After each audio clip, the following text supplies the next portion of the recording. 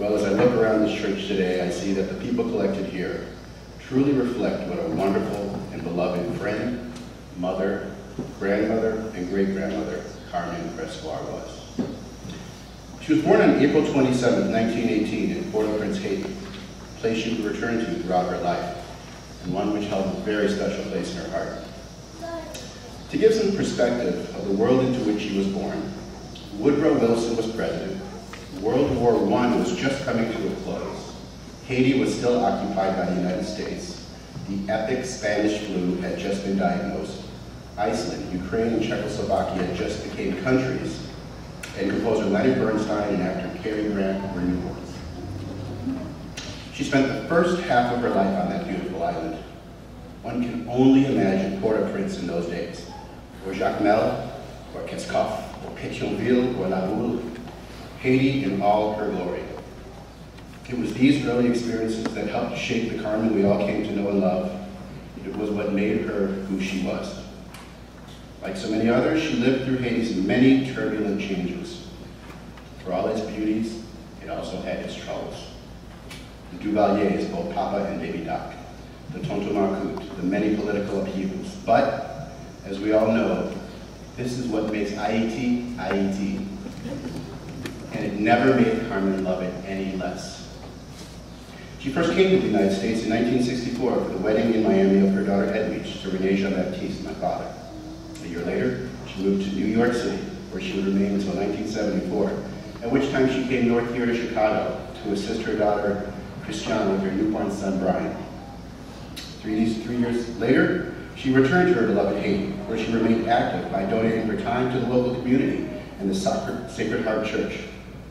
She would return to the States throughout the years for frequent visits with family and friends, but remained resolute that the island remained her home. In 1998, Christiane stayed with Carmen while on a visit to Haiti. Seeing the political unrest in the country and the toll it was taking on her health, she persuaded her mother to return with her to the States. It would be a fortuitous decision. For less than a year later, in 1999, she suffered a stroke and would surely have passed from us then had Chris not been there to rush her to the hospital. We would be blessed with Carmen for another 9 years, a time where Chris dedicated herself to her care and during which they grew as close as two people could be. Now, early in life, Carmen was truly known as une force. Let's not kid ourselves, she was not one to be reckoned with. But this iron will came very much from necessity and served her well.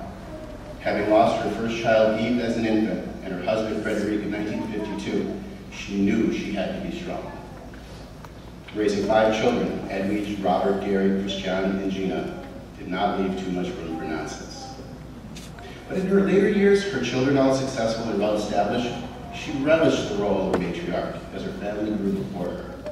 Nothing pleased her more than the company of the younger generations, now themselves doctors, lawyers, teachers, and students.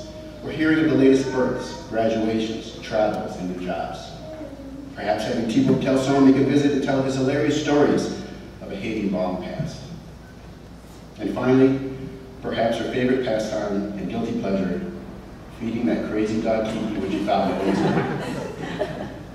Celebrating her 90th birthday early this year, we could all feel her sense of joy of being surrounded by loved ones as we shared the momentous occasion.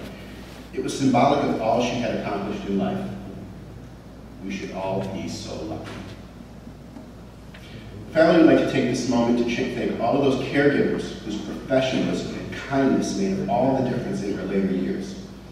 Carmen Guillon, Letitia Leger, Evita Roberts, Catherine Hilaire, Yolaine Mallory, and I'm sorry if I pronounced any of your names wrong. But we'd also like to thank Dr. Barry Rappaport, Dr. and Mrs. Ralph Armington, as well as the medical staff at Midwest Palliative Care, and all those friends and family who did so very much throughout the years to keep her spirits high. Additionally, we thank our dear friend, Father Pete Campbell, and especially Mother Kate Gustoliz, who offered our entire family her faith and support on countless days. Also, in lieu of flowers, we'd like to ask that we make donations to the relief funds in Haiti to assist the people in the country Carmen loved so very much. I'd like to close with this thought.